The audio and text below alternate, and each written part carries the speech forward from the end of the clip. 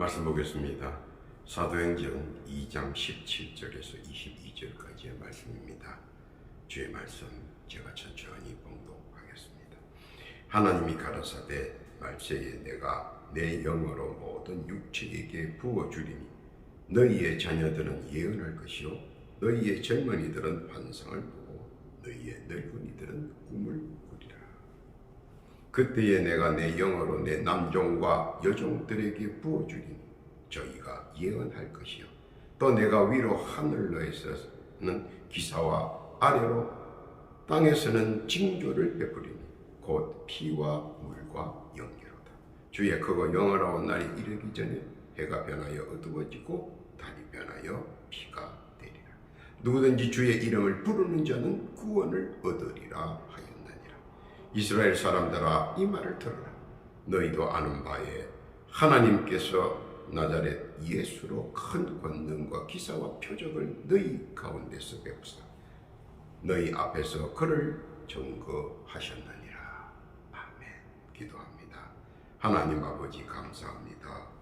복되고 귀한 시간 허락하시고 이 시간 생명의 말씀을 듣게 하시니 만만 감사를 올립니다. 말씀 가운데 역사하는 권능을 발휘하사 모든 막힘과 닫힘이 무너지고 열리는 은총도 허락하여 주옵소서. 복에 장중되게 하시며 사탄나기 귀신들은 일제 틈타지 않게 하시고 말씀 속에 주의 은혜와 은총과 자비가 넘쳐나 누리는 자 되게 하여 주옵소서. 또한 주의 뜻과 섭리와 영광만 나타나는 복된 시간 되게 하옵소서. 시종을 주 앞에 의탁하오며 사랑 많으신 우리 구주 예수님의 이름으로 기도하옵나이다. 아멘. 할렐루야. 지난 한 주간 평안하셨습니까? 오늘 한 주간도 주의 은혜로 강건하시고 평안하시기를 축원합니다. 사람은 누구나 다 느껴지는 감정을 가지고 있습니다. 오감으로 느끼고 체감으로 느끼고 육감으로 느끼고 그리고 영감으로 느낍니다. 그런데 뚜렷이 이래서 그렇다 느낀다라기보다는 말로는 표현할 수 없는 그 무엇인가로 느껴지는 것들이 존재하고 상존한다는 데는 아무도 이의가 없습니다. 즉 모두가 느낀다는 것입니다. 그런데 까딱 잘못하면 나의 선입견이나 성향에 의해 굴절되어 느낄 수 있다는 약점도 항상 내포되어 있습니다. 소위 말하는 내로남불도 될 수 있다는 겁니다. 그래서 항상 조심해야 합니다. 만약 느낀 대로 행동하거나 말을 한다면 상당히 곤욕스러운 일들을 맞이하게 되고 또 그런 일들로 인해 심신이 피곤해지기도 합니다.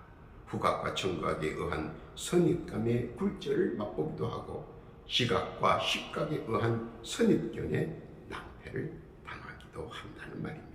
그리고 그런 난관과 경험을 통해 어느 정도 자신의 느낌이나 견해가 성장하고 자신에게 유익을 정배시키기도 합니다. 물론 굴절과 낭패의 쓰라림과 통탄의 바탕에서 성장하기에 어느 정도 아픔을 갖고 있기도 합니다.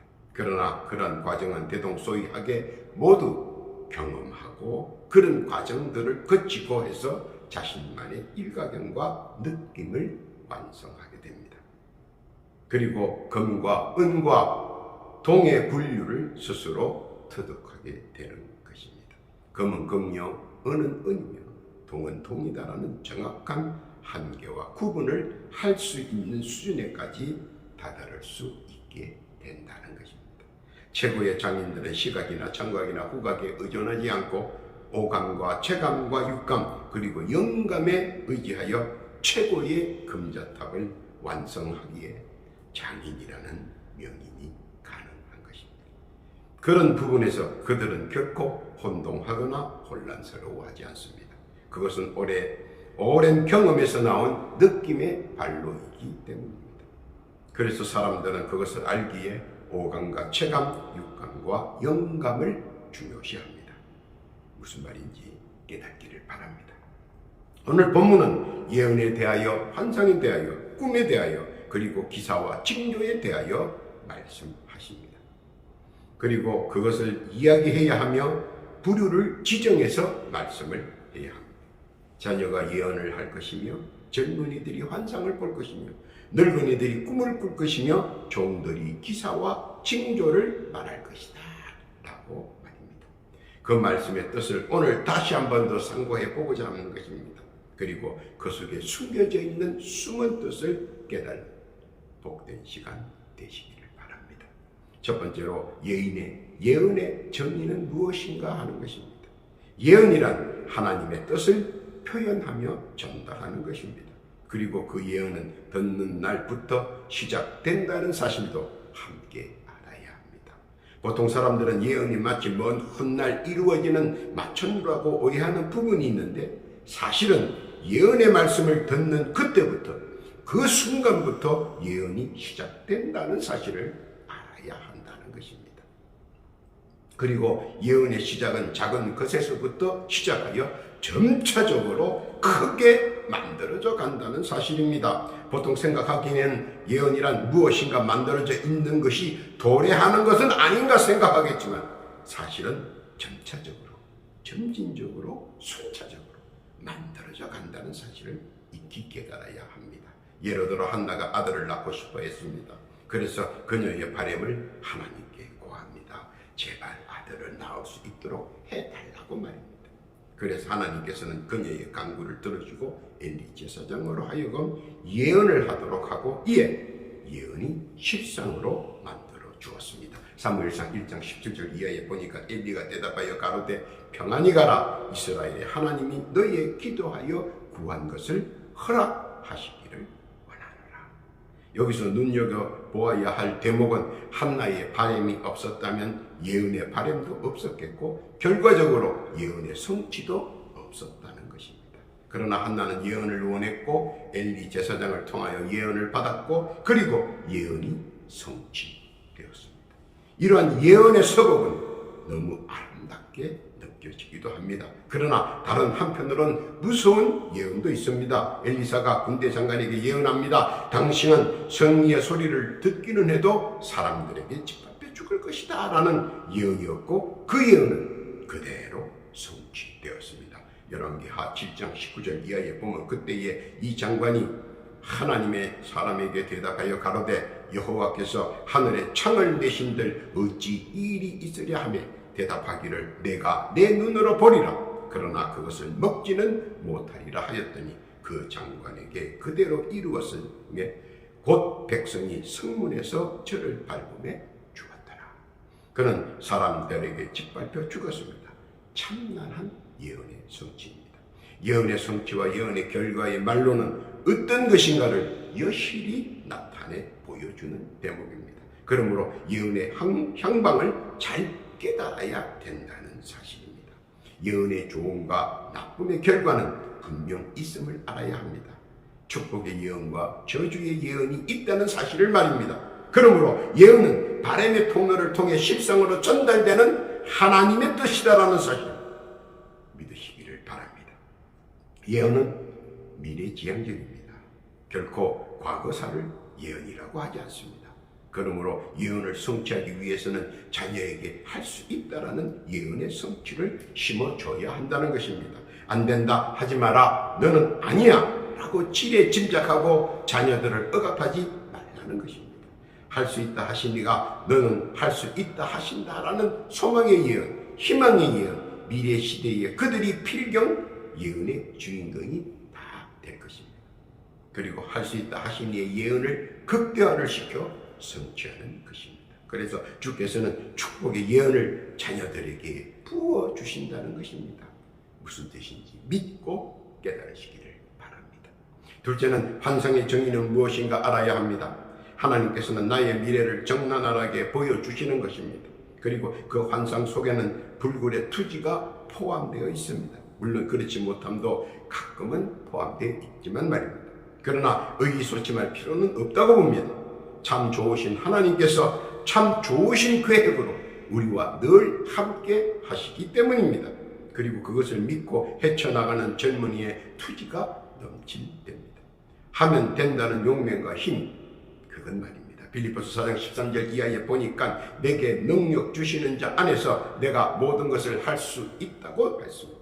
용맹과 힘이 넘치는 환상은 주 안에서 내가 모든 것을 할 수 있다는 적극성을 내포하며 끝내는 주신 환상을 성사시키고 성취시킨다는 사실입니다. 마가복음 9장 23절 이하에 보면 예수께서 이르시되 할 수 있거든이 무슨 말이냐? 믿는 자에게는 능치 못할 일이 없느니라. 환상이 나에게 주시는 한 가닥의 소망과 한 줄기의 희망이라도 믿고 나아갈 때 끓어오르는 용맹과 힘찬 진격에 샘솟는 힘이 모여 넘치 못하는 기사와 이적의 금자탑을 완성시켜 주시기 때문입니다. 이러한 것도 누구에게는 이런 환상이 이상과 비전과 희망이 손에 잡힐 듯 가까이 있는 듯 하지만 그렇지 않은 누구에게는 멀고 먼 허상일 수 있습니다. 차이는 아주 간단하고 단순합니다. 그것은 생각의 차이, 시각의 차이, 그리고 견문의 차이에 의한 기우이기 때문입니다.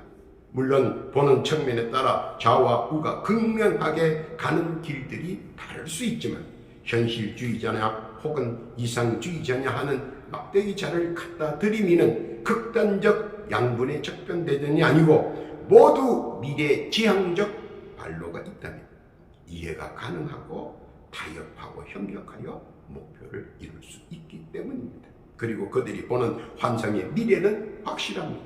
당신의 눈으로 보니 허황된 것 같이 보이지만 그들의 눈으로 볼 때 환상은 바램의 실상이 됩니다. 초현실주의자들의 소화적 장벽에 맞춰 단지 그 환상을 접어둘 뿐입니다. 그러나 젊은이들의 환상의 날에는 분명 피어올라야 하며 그것의 버침목은 우리들의 적극적인 지지와 신임의 격려를 아낌없이 주어져야 한다는 것입니다. 알아야 하는 것은 당신만 가만히 있으면 수많은 젊은이들은 그 많은 환상의 나래를 자신에게 유리하게 펼칠 수 있다는 말입니다.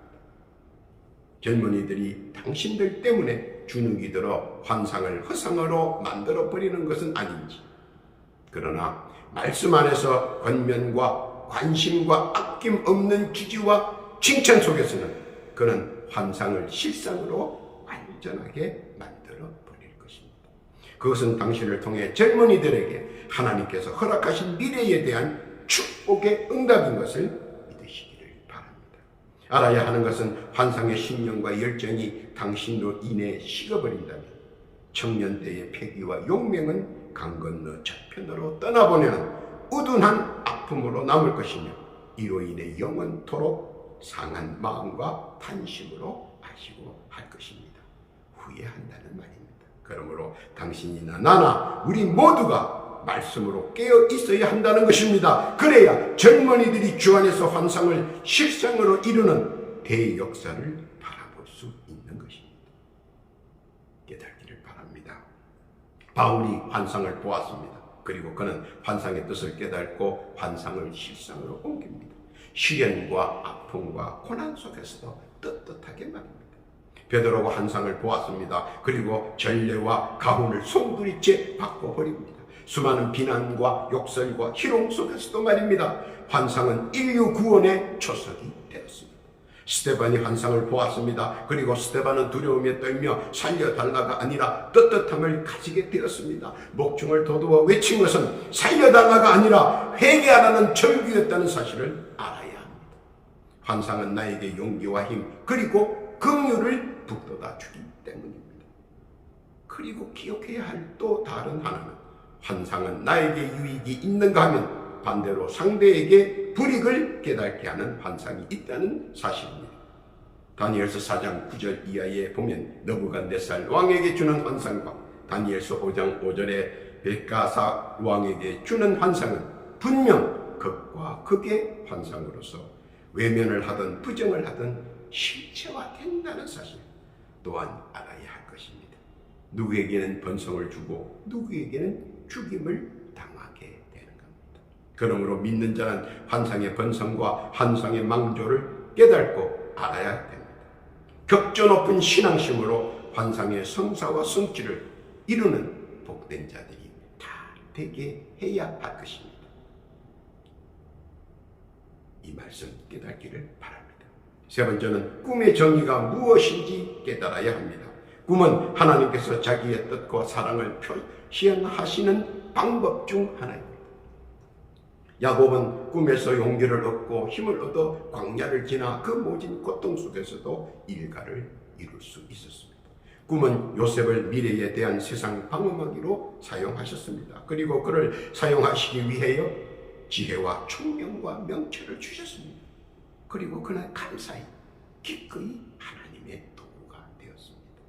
주께서 주시는 꿈은 선택받은 자들의 특권이 숨겨져 있다는 사실입니다. 그리고 그 꿈속에 숨은 뜻을 찾을 줄 아는 지혜와 총명과 명철이 있어야 된다는 사실입니다. 그리고 그 지혜와 총명과 명철은 어디서 나오느냐는 겁니다. 바로 하나님의 관계성에서 해석이 나온다는 사실 또한 기억해야 할 것입니다. 그리고 그 꿈도 극과 극의 차이점을 안고 있다는 사실입니다. 창세기 40장 5절 이하에 보면 옥에 갇힌 애굽왕의 술 맡은 자와 떡 굽는 자 두 사람이 하룻밤에 꿈을 꾸니 각기 목조가 다르더라. 술 시중꾼과 떡 시중꾼의 꿈에서 서로 결론적 환경이 극과 극의 결과를 보여줍니다. 그러므로 꿈의 해석은 주님과 함께 해야 할 것입니다. 왜냐하면 삼라만성의 주관자와 함께 한다는 것은 모든 것을 풀 수 있고 막을 수 있고 넘어갈 수 있기 때문입니다. 우리가 잘 알아야 하는 것은 모든 인생사의 희노애락은 하나님의 창중 안에 있기 때문입니다.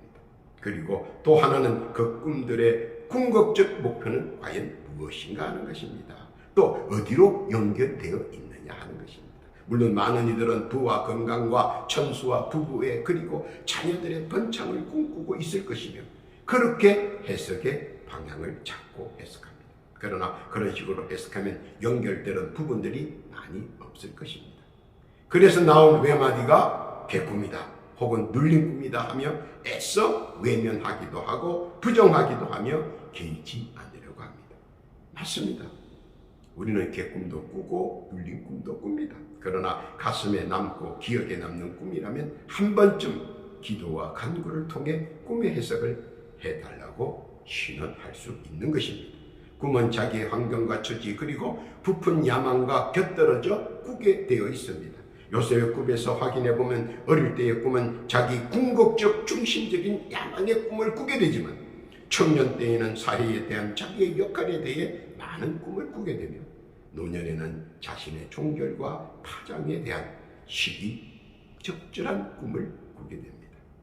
우리들 도둑해보면 유아 때의 꿈과 소아 때의 꿈 그리고 유년 시절의 꿈이 다 다르고 청년 때의 꿈과 장년 때의 꿈이 다르며 더욱이 노년 때의 꿈이 확실하게 다르며 해석 방법도 다릅니다.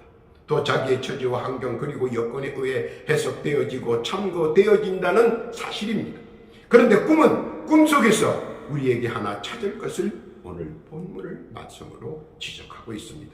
노년에 꾸는 꿈은 필경, 꿈속에 나타나는 특징 중 하나인데 가장 중요한 것은 우리에게 알려주시기 위하여 꾸게 하신 것이며 그것은 바로 우리가 가고 싶어하고 가기를 소망하는 천국, 그곳으로 갈 수 있도록 늙은이들이 천국 소망의 꿈을 꾸게 해주신다는 것입니다.